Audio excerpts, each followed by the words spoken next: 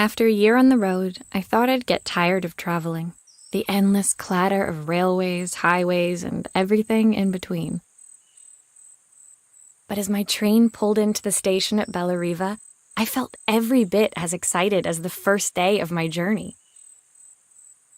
A whole year. It felt like a lifetime. The places I'd seen, the people I'd met, of course, the forgotten treasures I'd given a new lease of life along the way.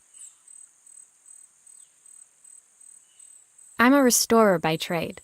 Bringing our most beloved possessions back to life is what I love to do. I'd been traveling for months, working my way from one town to the next, fixing everything from family heirlooms to VCRs. Bellariva was my chance to take a break. Unfortunately, that would have to wait until after I'd unpacked.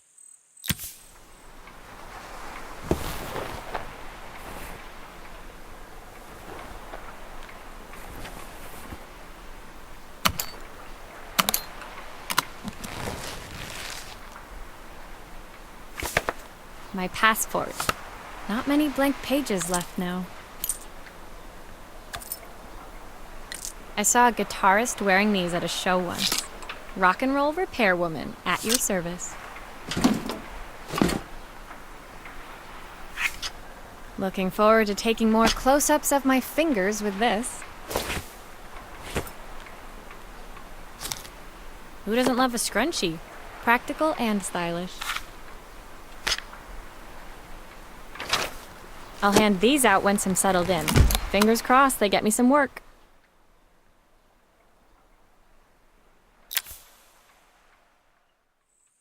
Finally, I'd made it to Bellariva. I'd come for the food festival, taking place in a few days' time. After living off TV dinners and instant ramen for the last few months, I was craving a decent meal. Of course, I'd need to earn enough money to pay for it, so I figured I'd head out the next day and find some work. My parents never wanted me to go. They wanted me to stay in their shop and have a simple, stationary life. I knew there was a world out there, beyond the four walls of our antique store, that I had to be a part of. I daydreamed constantly about the weird and wonderful places each of our antiques came from. I loved figuring out their stories, revealing the memories hidden beneath the screws and wires. My story in Bellariva began with a little girl, and a voice she was longing to hear.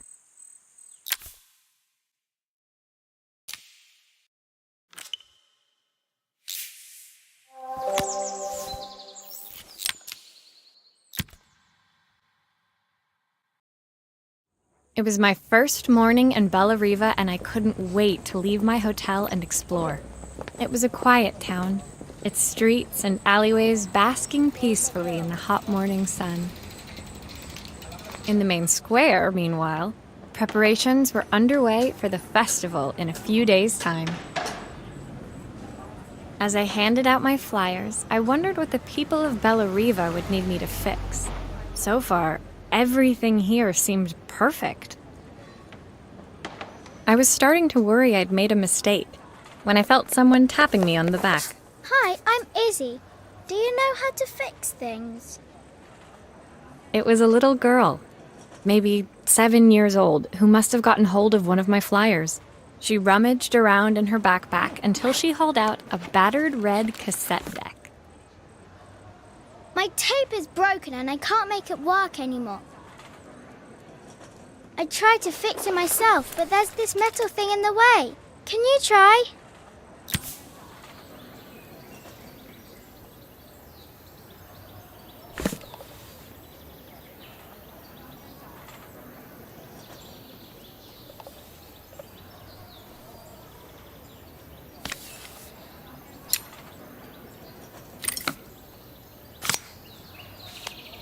Aha!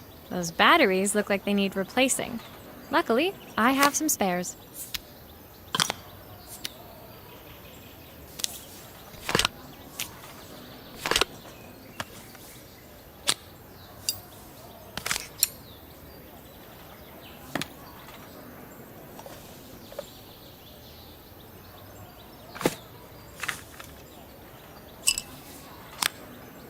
did you do that?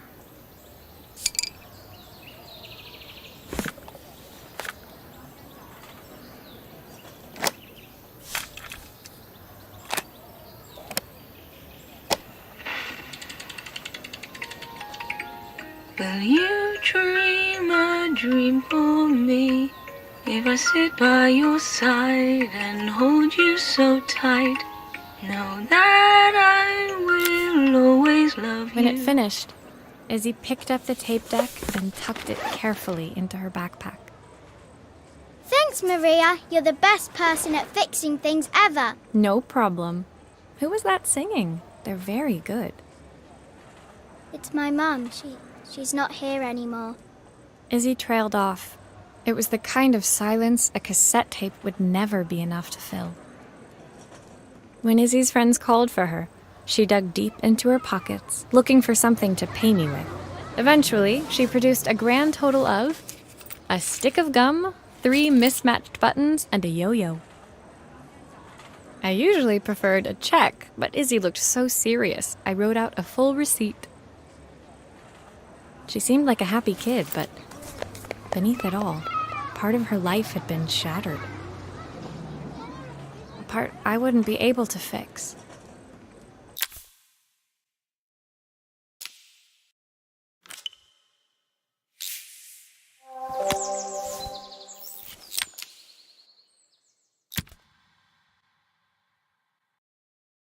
My first repair complete, I spent the rest of the day doing small jobs in and around the square. I was exhausted when I got back to my hotel and found a message asking me to make one more visit. The address led me to a quaint little house, a stone's throw from the beach. Bathed in the evening light, it looked beautiful, in spite of its flaking paintwork and chipped tiles. The front door was opened by a harried-looking man, still dressed from a long day at the office. Are you Maria? My name's Joseph. I'm Isabel's father. I'm so sorry she bothered you this morning. Please, come in. I'd like to settle up properly. On the mantelpiece, I saw the remains of a broken statue. Without thinking, I picked up a fragment. Ah, my father's statue. What's left of it, at least. Yet another way I'd have disappointed him. It survived 100 years in this family. But 5 minutes with Isabel and... Do you think you can salvage it?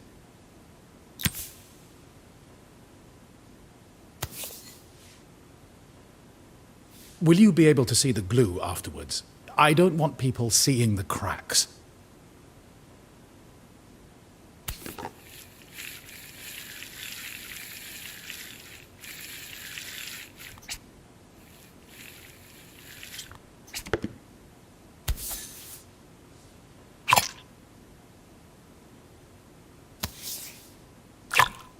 Sometimes I think my daughter should come with a warning label.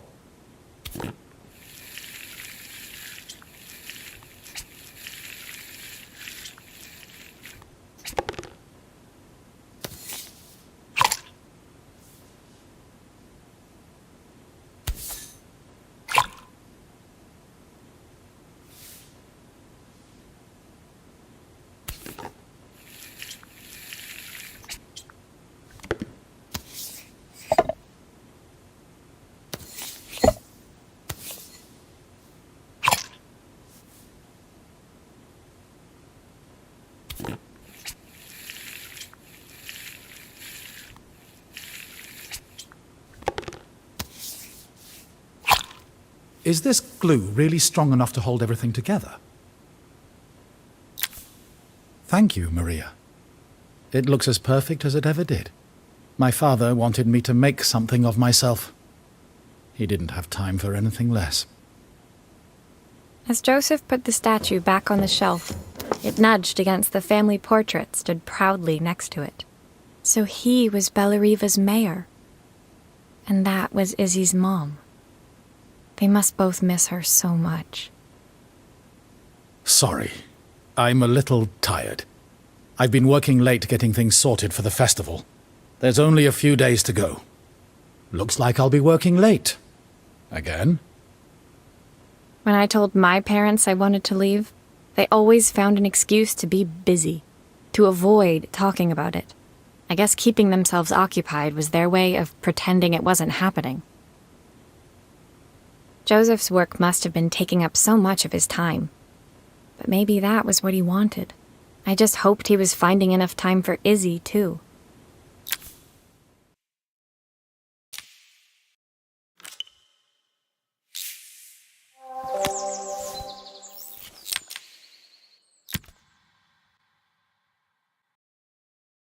My second day in Bellariva dawned bright and clear, another beautiful sunny morning.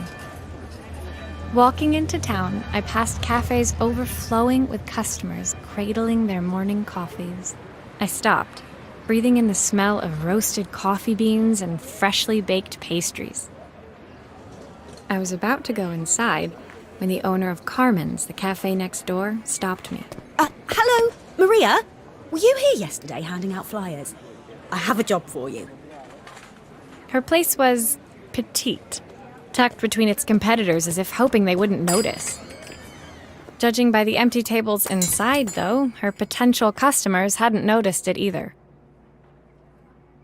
It's a bit slow today, but we're just getting started. I'm sure it'll pick up soon. As Carmen chatted, she walked over to the counter and returned with an old rotary phone. At least I've got plenty of time to practice my recipe for the festival. It's a new special I've been working on. I was hoping to call my sister for some, seasoning tips, but it won't connect. Can you see if you can figure out what's wrong?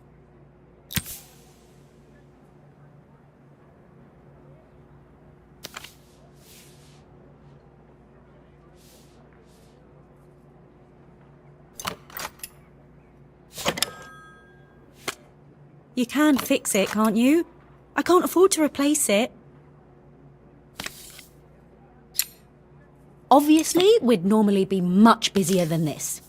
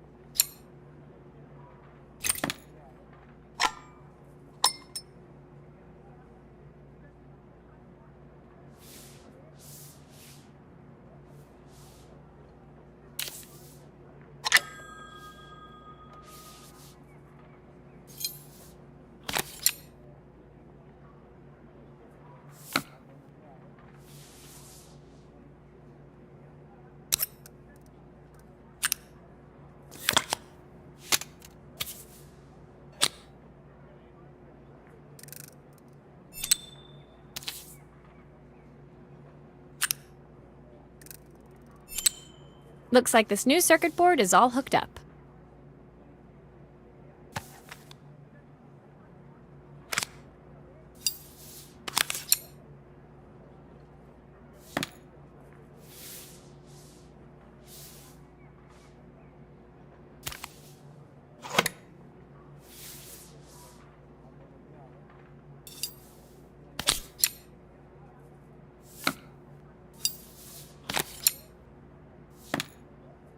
There's still a part I need to attach. Where does it go?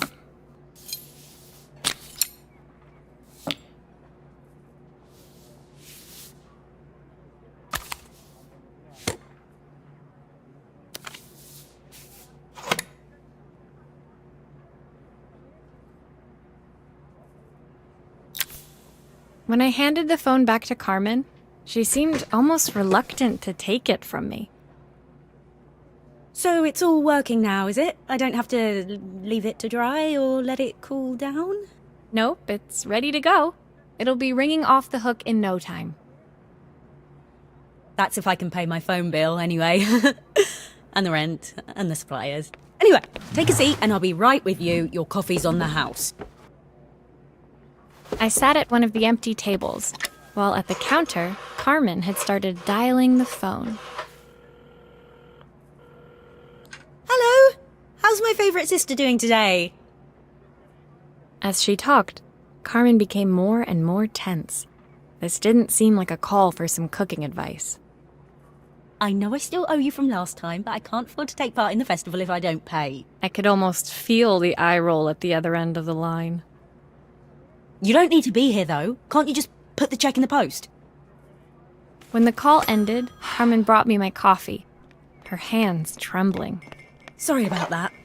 My sister's decided to fly in for a visit. Oh God, I have to get ready. Actually, I might have another job for you. Can you come by tomorrow?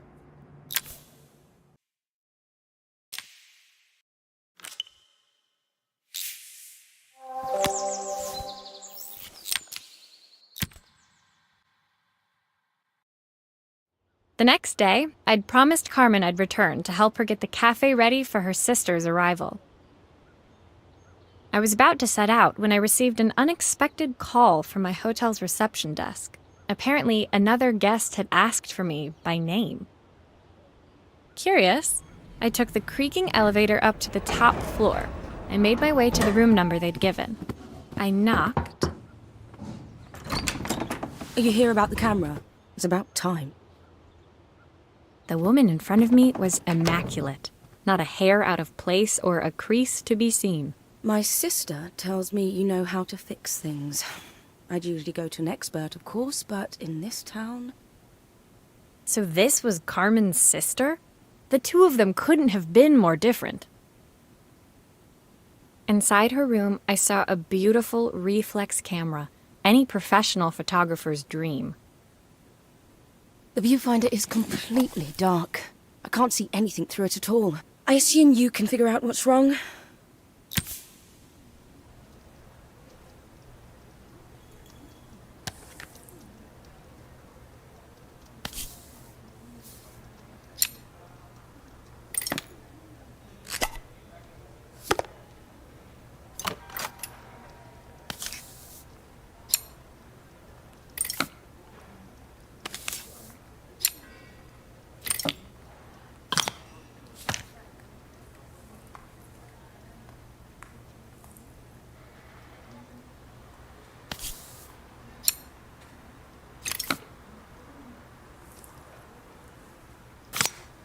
I don't suppose you've fixed anything this valuable before.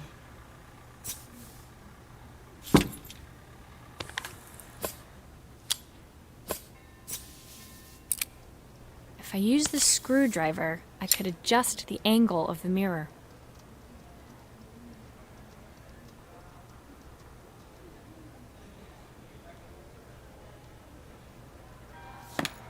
Perfect. Now the viewfinder should be working.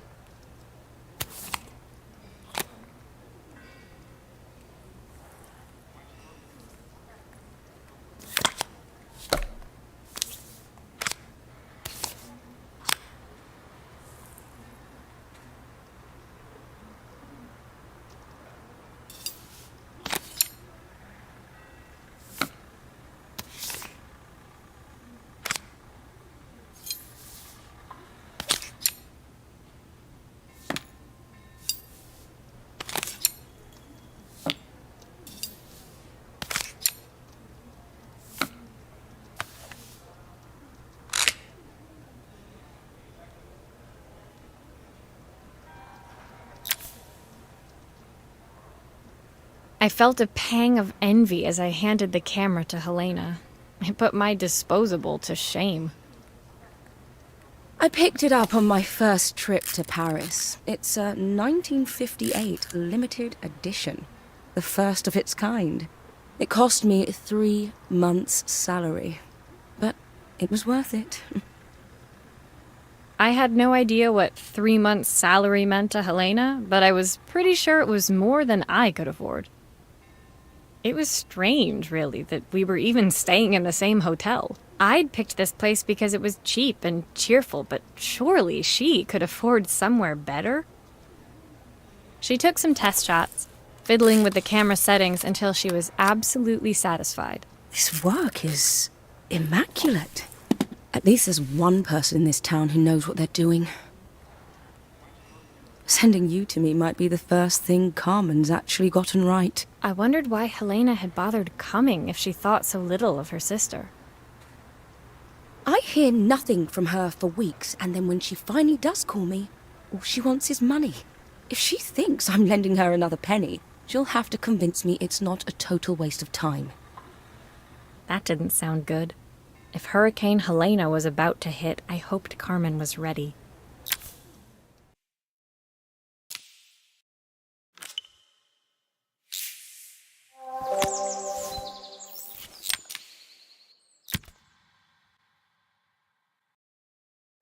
The sun was setting over Bellariva by the time I reached Carmen's cafe. From the outside, it looked as quiet as ever, but inside, I found Carmen cleaning like her life depended on it. Maria! Oh, don't mind all of this. If Helena finds one speck of dust in here, I'll never hear the end of it. Carmen seemed pleased to see me, but I sensed the fidgeting tension beneath each sweep of her mop. Trying to live up to the standards of someone like Helena seemed like an impossible task. I hope you didn't mind fixing the camera for her. She was furious when it broke. I really need this to go well. If she doesn't lend me the money, I don't know how long I can keep this place going. Carmen led me to a back room, where she'd laid out the components of what looked like a neon sign. I had this made when I first opened the cafe, but I'm hopeless with electronics. So there was supposed to be a sign outside. This might explain the lack of customers. I'd like to put it up before Helena gets here. Can you give it a try?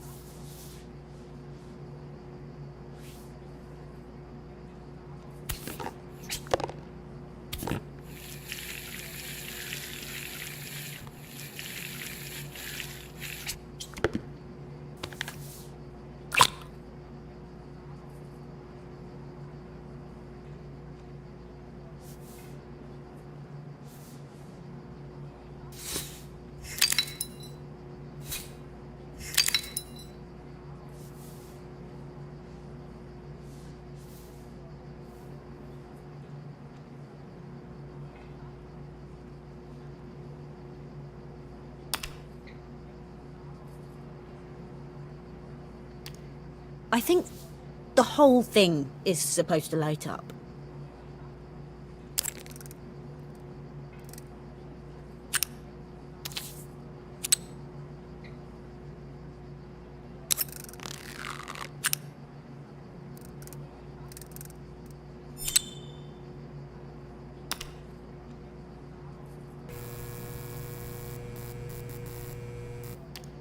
I don't know, it's a bit, flat. Maybe if it flashes, it'll really catch people's eye. Great idea. I think I have a spare part that could do that.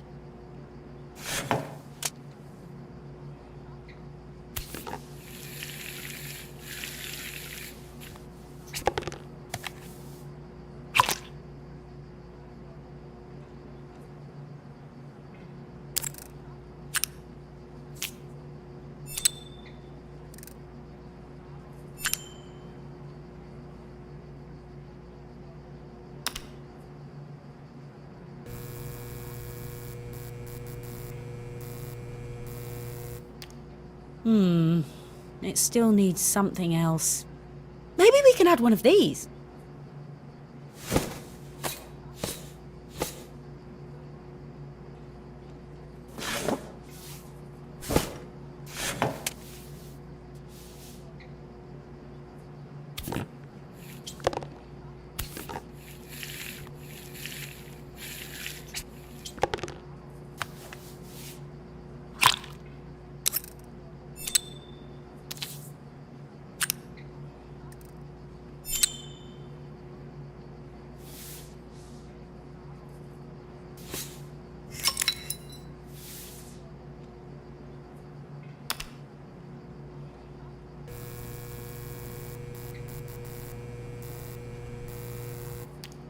It works!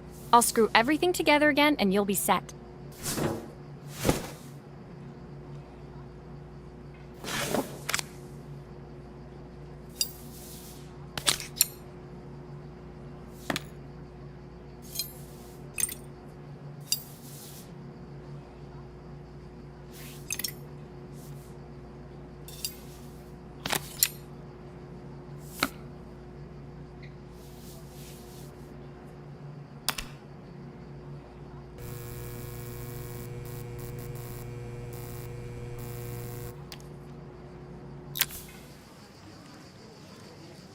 The sign fixed, we headed outside and mounted it carefully over the cafe door.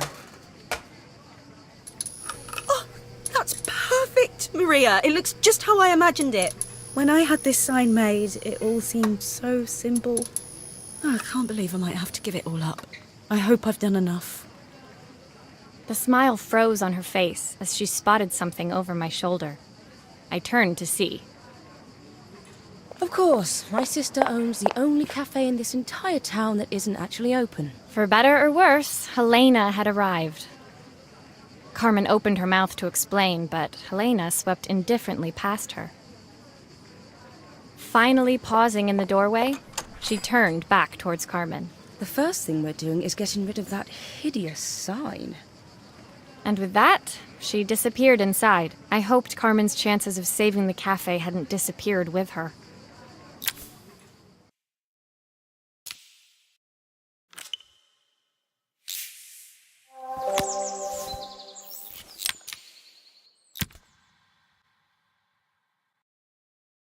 It was the day before the festival, and the whole town was busy getting ready.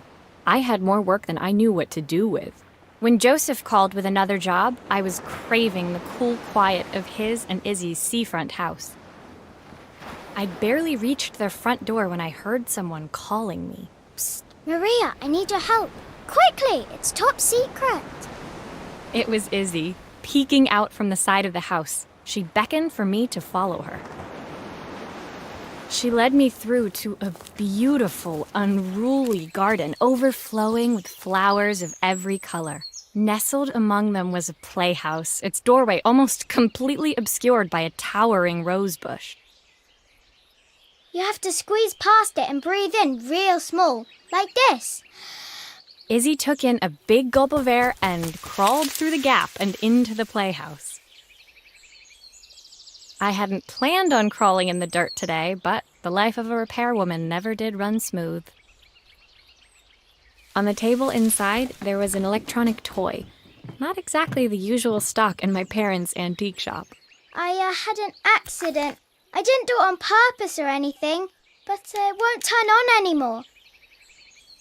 Can you fix it for me?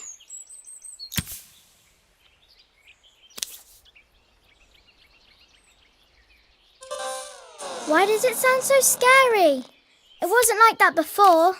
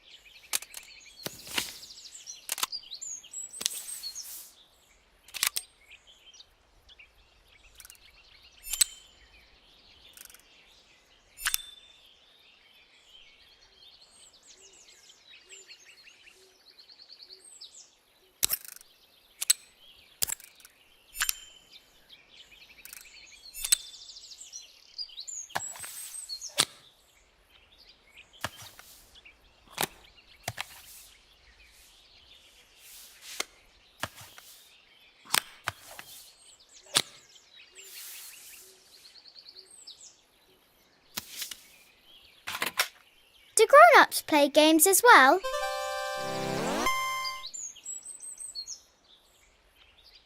Can you show me how to play? I tried before, but it was so hard.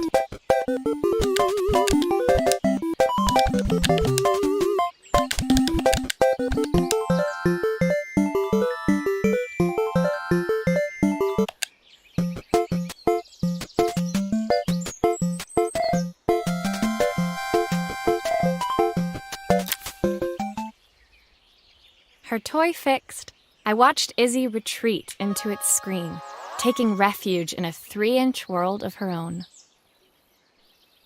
Well, I'd better head inside. Your dad is waiting for me. Please don't tell him about the game. He'll think I broke it on purpose. Why would he think that? Because, well, I kind of dropped it. Really hard. Izzy looked down, scuffing her shoes on the worn floor of the playhouse. My dad said I have to go to this stupid festival tomorrow and put on a stupid dress, and I don't want to. All he cares about is working. He never wants to see me unless it's for his job. I'm not going. He can't make me. With that, Izzy dove back through the rosebush and disappeared into the wilds of the garden. She was so young. She couldn't be expected to see that her dad was struggling too. It made me think. Had I really tried hard enough to understand my parents' point of view? I was so focused on the adventures ahead of me, maybe I didn't care enough about leaving them behind.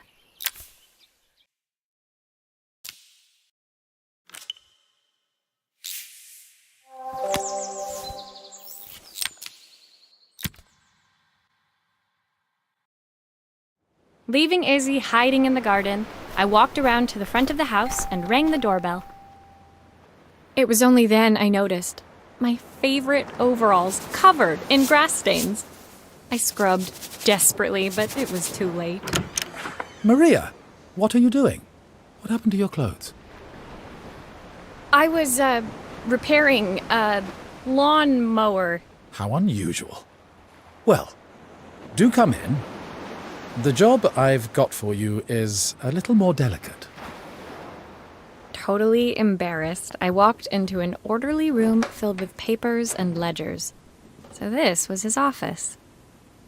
You must be so busy getting ready for the festival. Are you looking forward to it? Of course. It's traditional for the mayor to judge food from every cafe and restaurant in town. I'll be declaring the best chef in Bellariva by this time tomorrow. Speaking of which... He unclipped the watch from his wrist and very carefully handed it to me. I'll have a tight schedule to follow, but my watch stopped working a while ago. Could you see if you can make it tick again?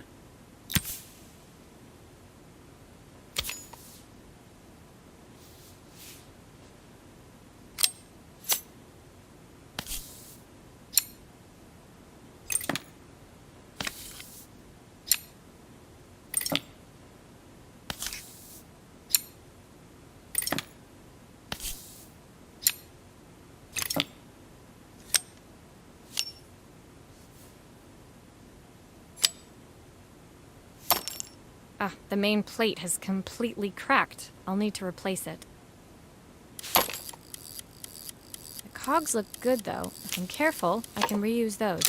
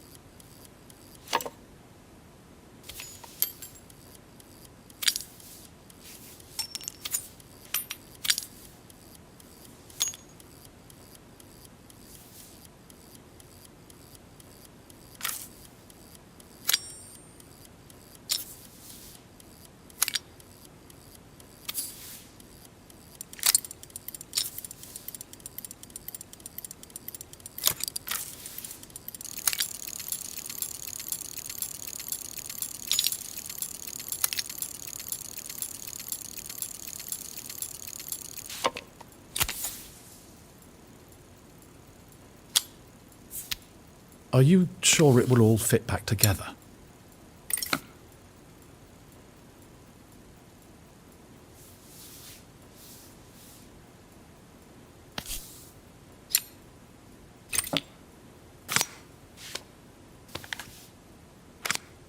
I've not gone a day without this watch since my wife gave it to me.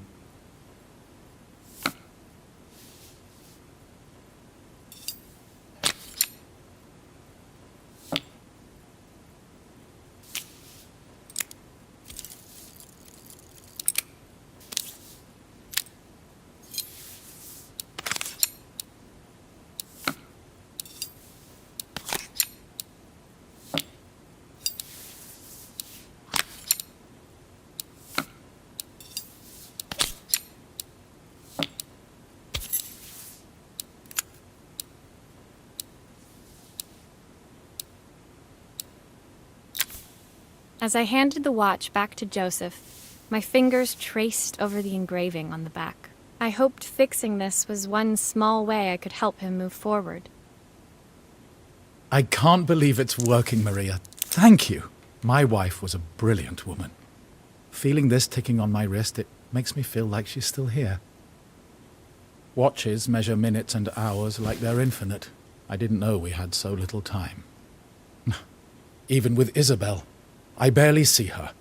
And when I do, she acts like she hates me. Just then, the phone rang. Even when he was at home, his work was never done. Sorry, Maria. I have to take this. I'll see you at the festival tomorrow. As I left, I turned and saw him pacing the floor of his office, his watch glinting in the afternoon sun. I hoped its quiet ticking would at least bring him some peace during the busy days to come.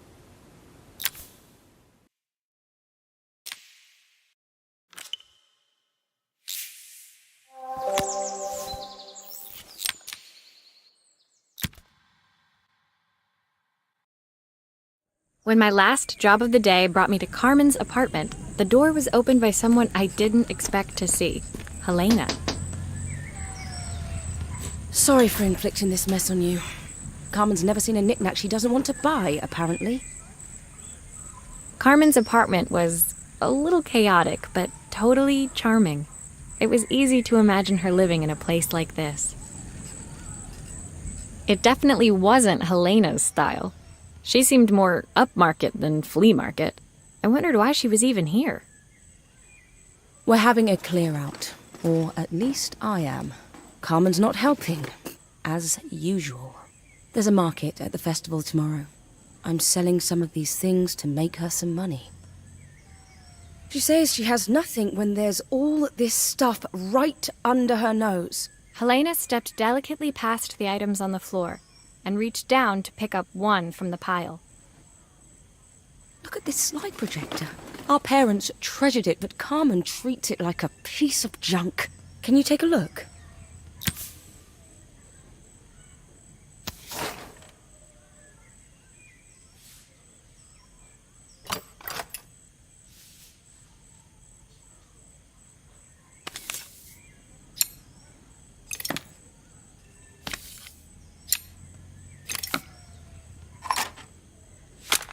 Oh, typical. Carmen's even managed to get a slide stuck in here.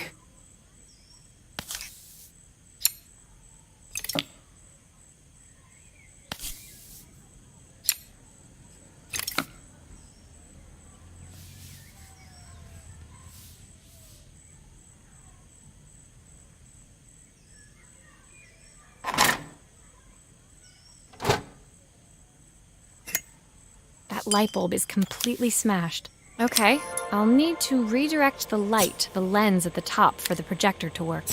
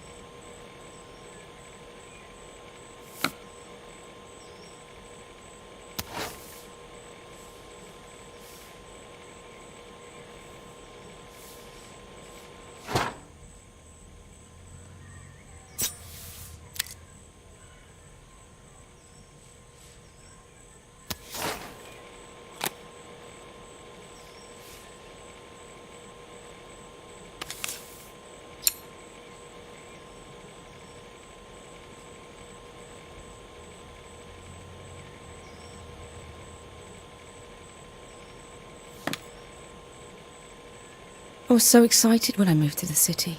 Carmen, she looked so sad.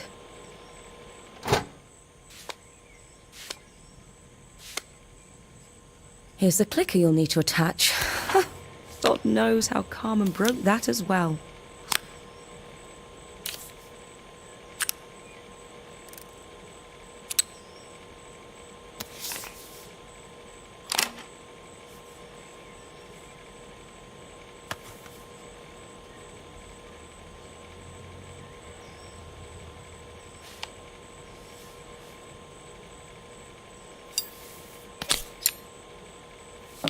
Looks like there's still a screw missing.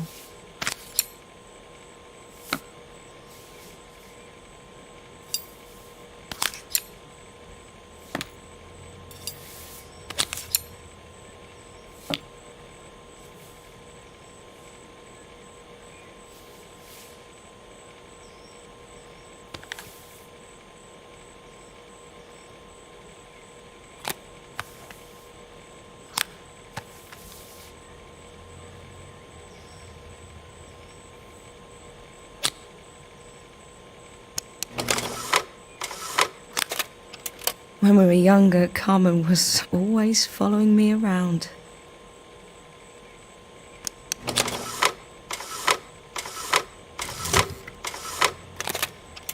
I suppose she looked up to me. A cool older sister.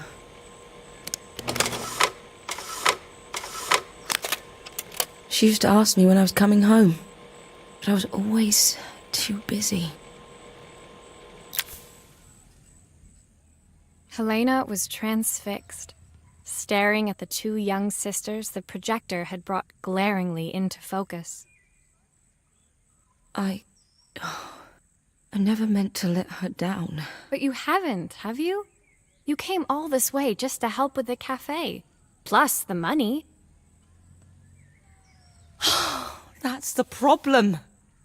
There is no money. I lost my job a few months ago. My savings are almost gone. I have nothing.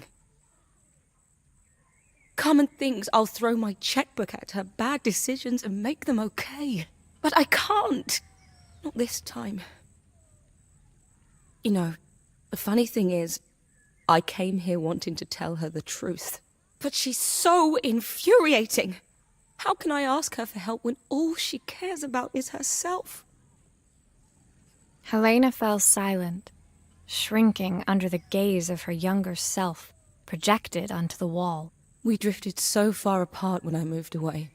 It felt like the only thing keeping us together was my bank balance.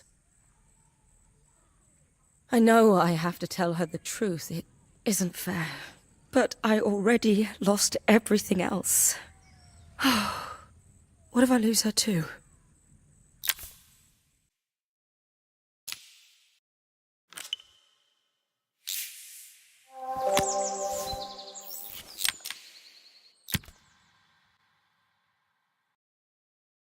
The day of the festival finally came, and after all my hard work, I was ready to put down my tools and pick up a fork. The smell as I entered the main square was incredible. Each stall was selling food even more delicious than the last. The competition would start any minute. Most stall holders were waiting anxiously for the mayor to pay them a visit. All of them, that was, except Carmen, who was still frantically chopping vegetables and stirring pots. Maria! Thank God you're here. Can I ask you the world's biggest favour? Helena was supposed to help me run the stall today, but she never turned up. Probably too ashamed to show her face. I can't believe she lied to me. Carmen was stirring so furiously she was in danger of tipping the pot over altogether. The mayor will be here any minute for the judging, but I'm almost out of my special. She wasn't really going to ask me, was she? Not on my day off. I have a stove ready to build and everything. Can you set it up and make me a spare batch?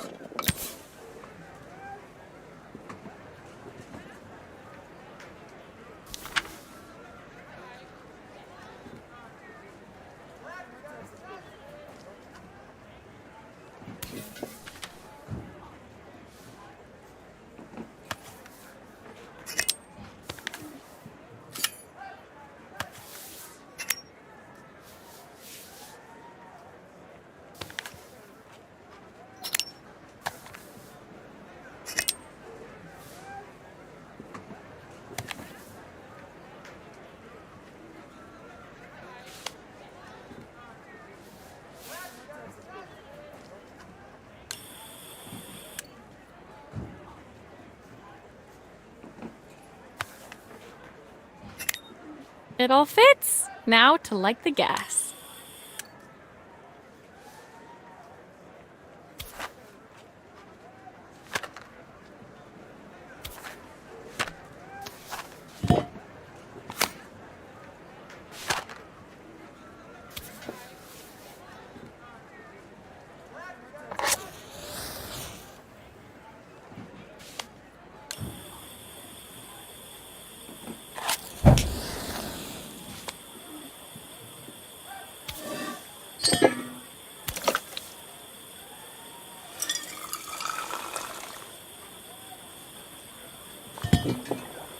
I think that pot is really boiling now. Smells great, if I say so myself.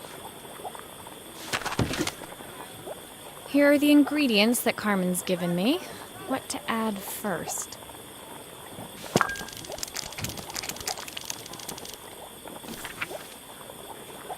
Oh, her recipe is a bit smudged. Never mind, I'm sure whatever I put in will be fine.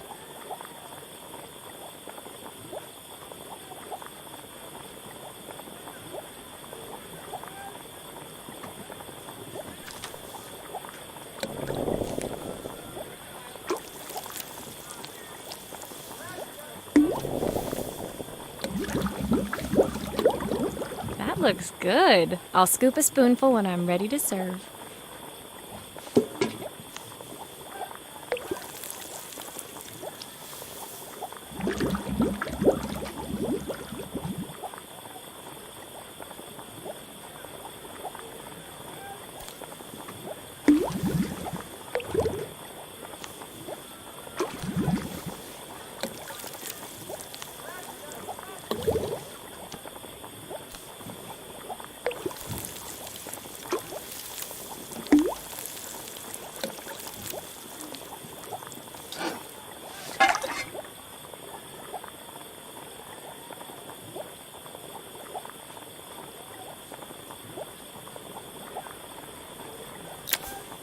My part done, Carmen took over and added the finishing touches.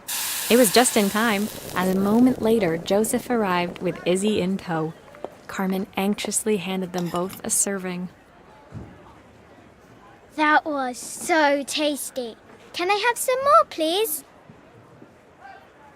Well, you've certainly earned yourself a loyal customer in my daughter. We have a few more meals to taste, but so far you are one of the best. Good luck. Joseph and Izzy looked so happy together. Maybe the festival was doing them some good after all. Carmen, on the other hand, seemed annoyed. But why, when it had all gone so well? I wish Helena was here to see this. She's so convinced I'll never succeed at anything. She wants what's best for you. She's just not very tactful about it. Yes, I know. Even when I was a kid, she pushed me when no one else did. I just wish she hadn't lied to me. But then, I've asked so much of her over the years. I never stopped to think how much she actually had to give.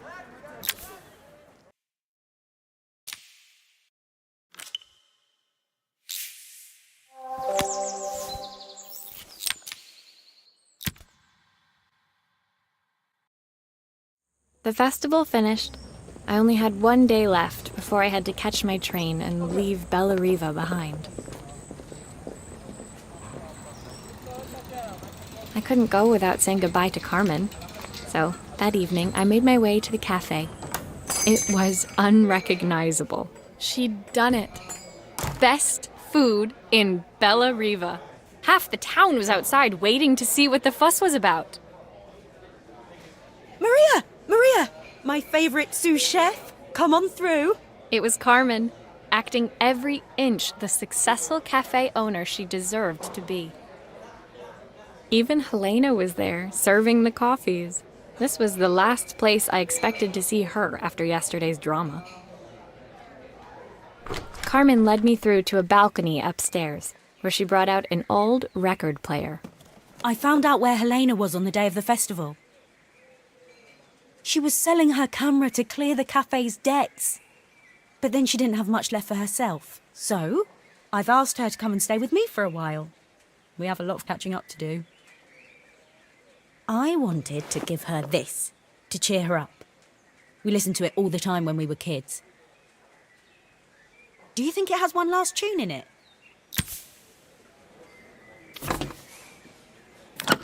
Okay, let's see what happens when we turn this on. Here's the problem. This wiring isn't connected properly.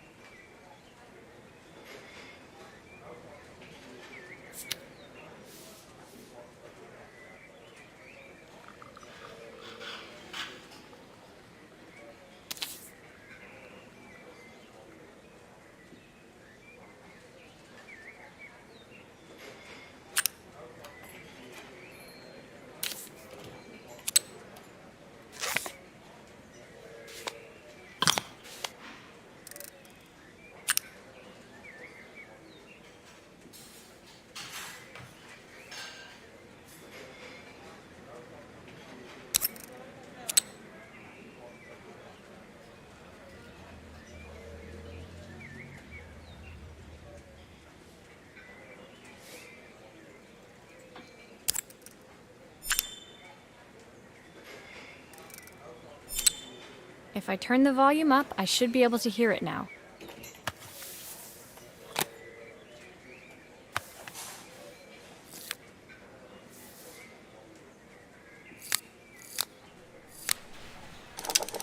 The speaker isn't connected properly.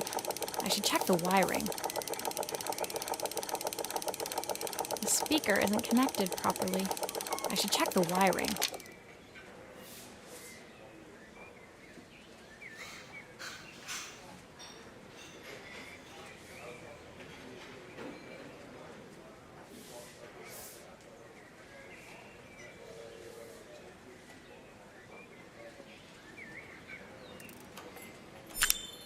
I think that should do it. This record should play beautifully. It's spinning the wrong way.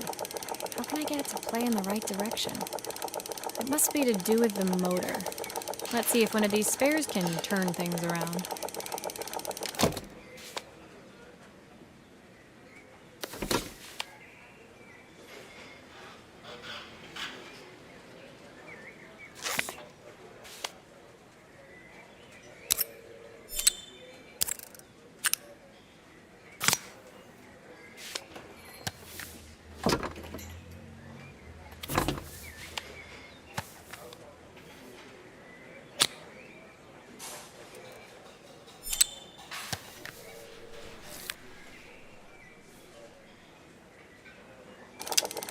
Well, it's playing in the right direction. I should check it's turning at the correct speed.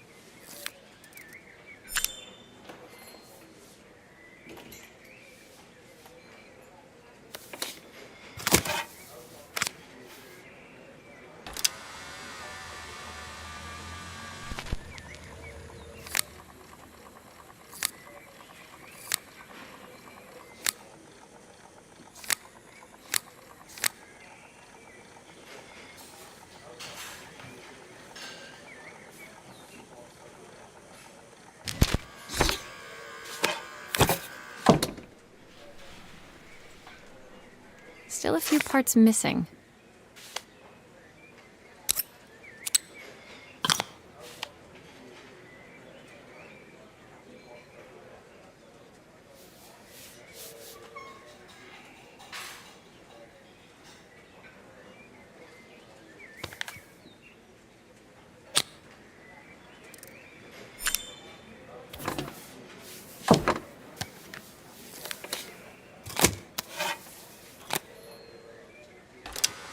This motor doesn't seem to work. Maybe I'll have better luck with a different one.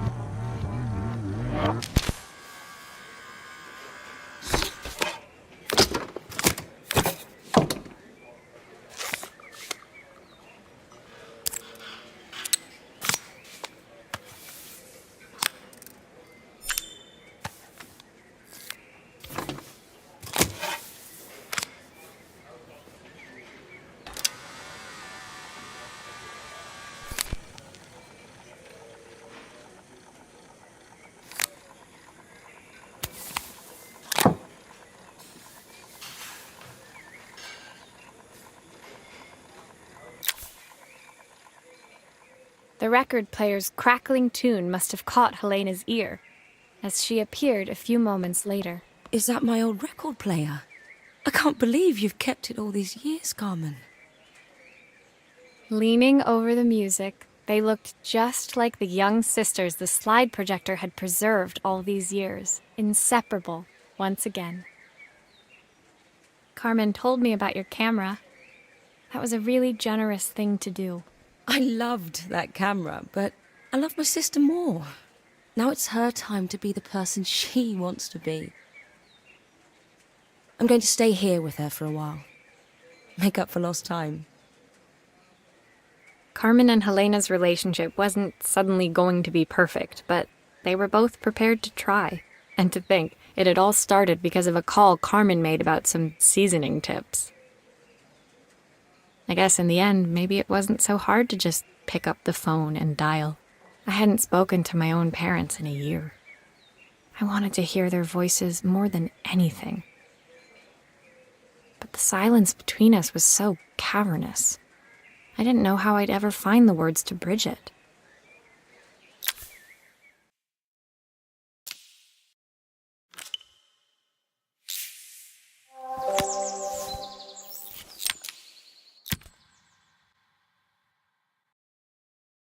My final morning in Bellariva, I received one last call out to Joseph and Izzy's house.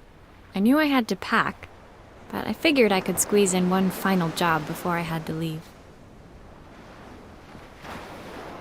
When I arrived, I found Joseph tidying up his wilderness of a garden. The playhouse was already cleared.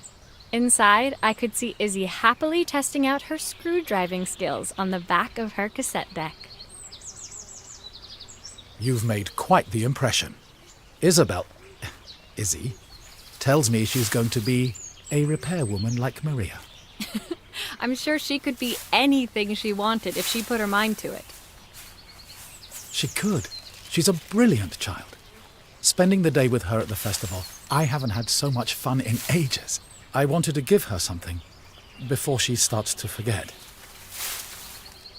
Inside, the house was transformed, flooded with light and the sounds of the garden. It felt alive again. This would be my last repair in Bellariva, but it felt like it was the house that had really been restored. It's a music box. It used to play beautifully, but now when I wind it up, nothing happens. I'd love for Izzy to hear it sing again. Can you help?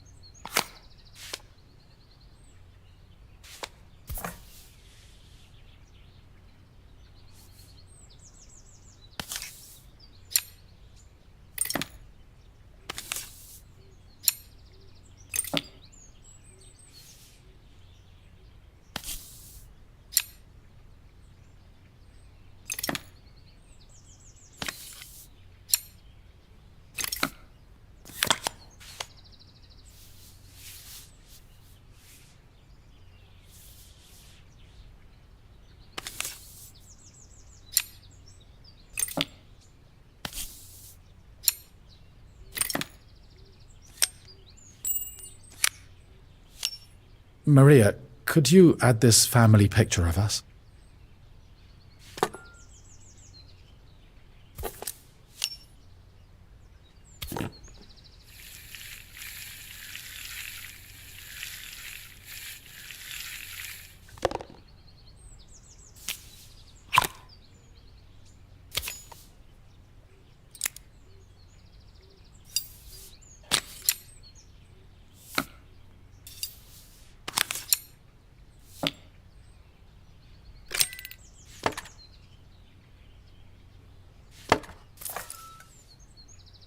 This mechanism is completely broken. I'll need to take it all apart before I can fix it.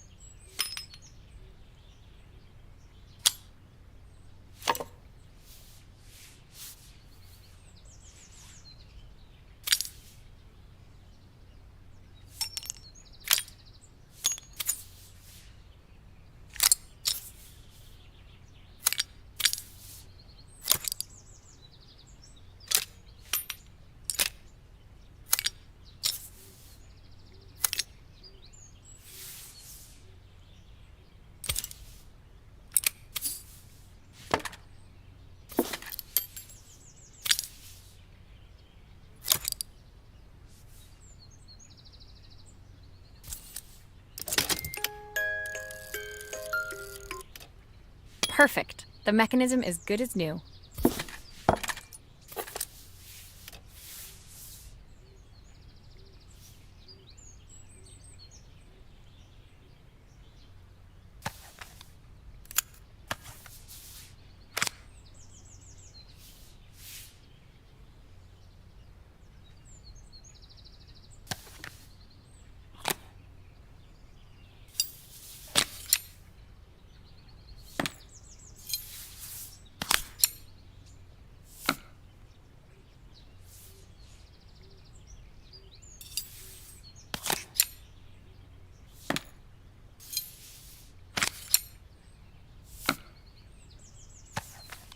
There's still a part I need to attach. Where does it go?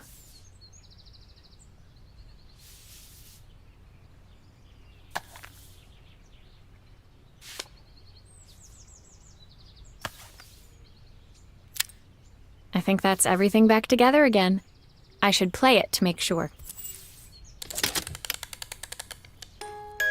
My wife used to sing this song to Izzy each night before bed, but I always worked too late to join them. Will you dream a dream for me if I sit by your side? And I've missed so much already. I want to be the father my wife wanted me to be. I've ended up so much like my own father, working all the time. Izzy needs me more than that, especially now it's just the two of us. My daughter comes first. Well, until she gets bored of her stuffy old dad anyway. I'll never ever get bored of you, Dad. Izzy came running into the room where Joseph scooped her up and onto his shoulders. She gazed at the music box, her eyes shining. I'd never seen her look so happy. Thank you, Maria, for everything. The things you fixed for me, I'm so glad to have them back.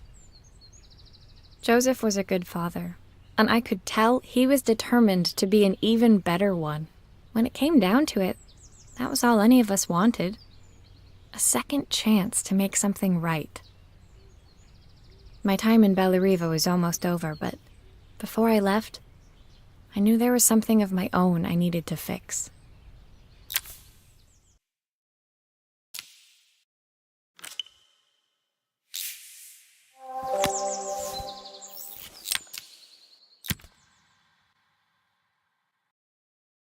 My time in Bellariva was almost at an end. Another chapter finished in a story whose ending I hadn't felt ready to write. The people I'd met, the items I'd restored, they'd taught me so much about what was really important.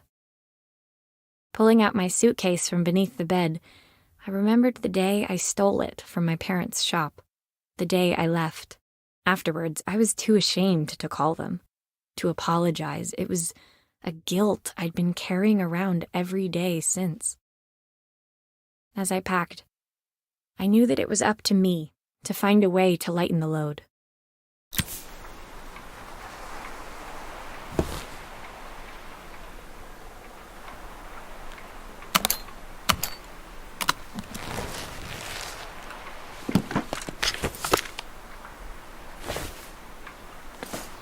Helena gave me these designer shirts. Not sure I'll pull them off as well as she does. My train ticket. Can't believe it's time to leave Bellariva behind.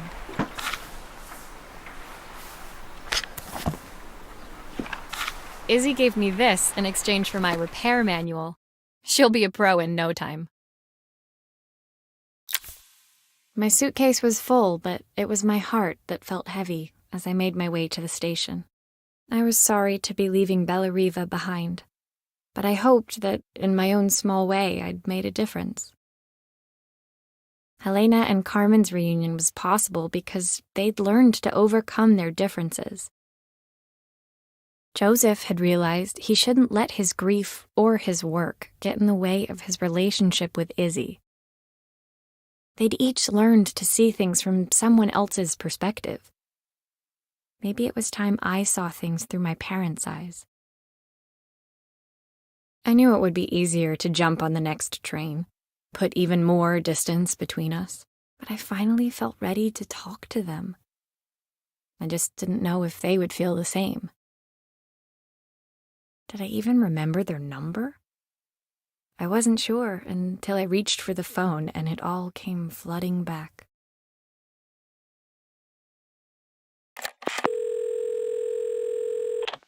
Mom? Dad? Maria? Is that you?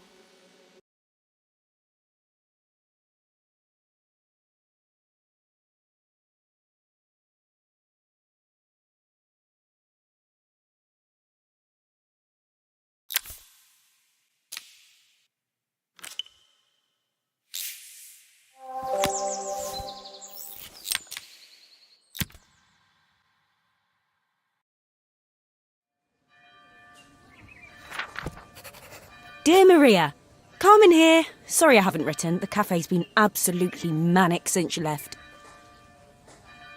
Luckily, I have Helena here to help. You wouldn't recognise her. She's like a new woman. She's always running round, taking orders and making drinks. I even heard her compliment a customer on their outfit. Personally, I draw the line at fluorescent green bowling shirts, but each to their own. It certainly made the customer smile. She misses the city, though. Bellariva's many things, but it's definitely not as chic as she'd like. She said there was a coffee shop near her old apartment where they made coffee with a shape drawn on top. It got me thinking, I'm an award-winning chef. I can figure out how to put a leaf on a cappuccino. A bit of cosmopolitan coffee might be just what Helena needs. Of course, ordering a new coffee machine was the easy part. I wish you could have seen the mess I got into trying to put the thing together.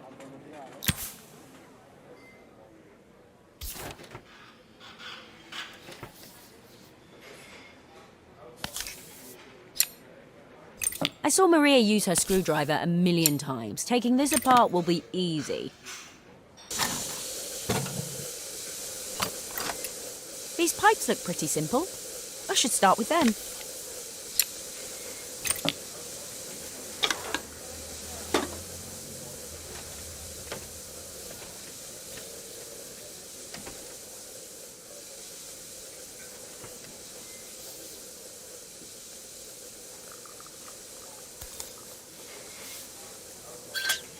I'll need to connect all the pipes correctly to stop the steam pouring out.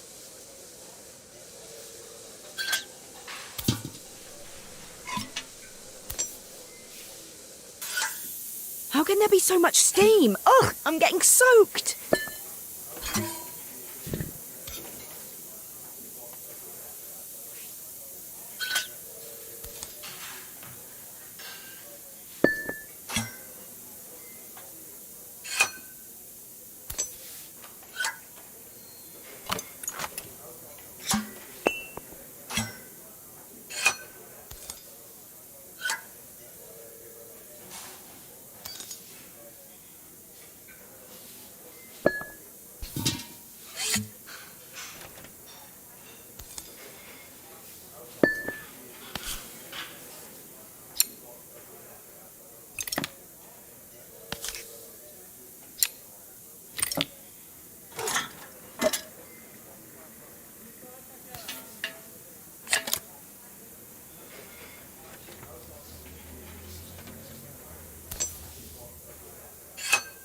The pipes are all connected, but there's still steam everywhere.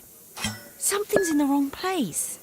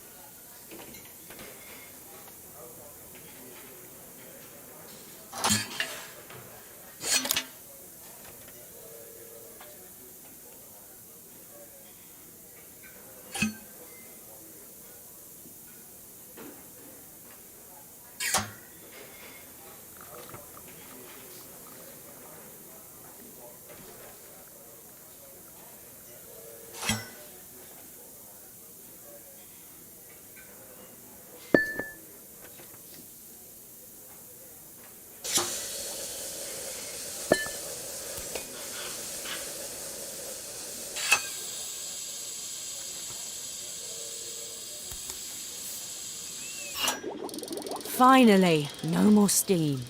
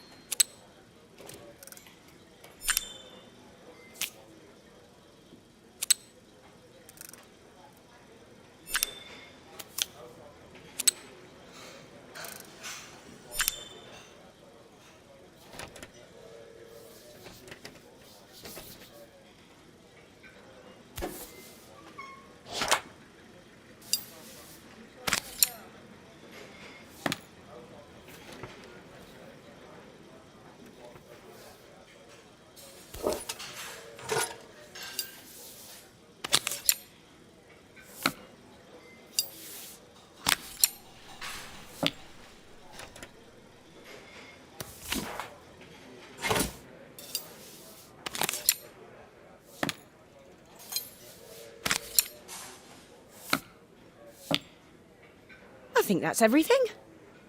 Better test the buttons, just to make sure.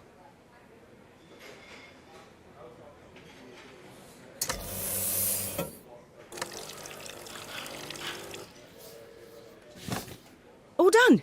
Piece of cake. Time to make my first coffee, I think.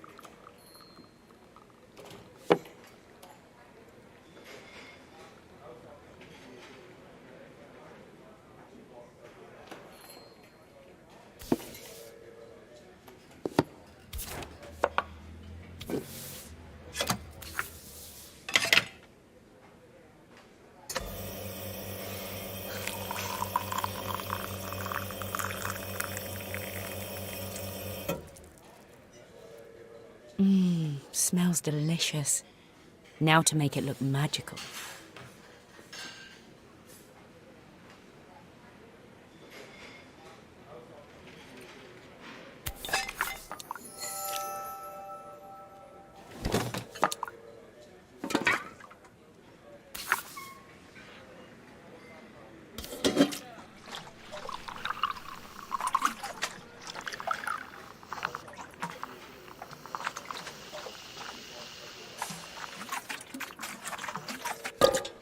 A perfect coffee. All it needs is a saucer and a couple of Helena's favourite biscuits.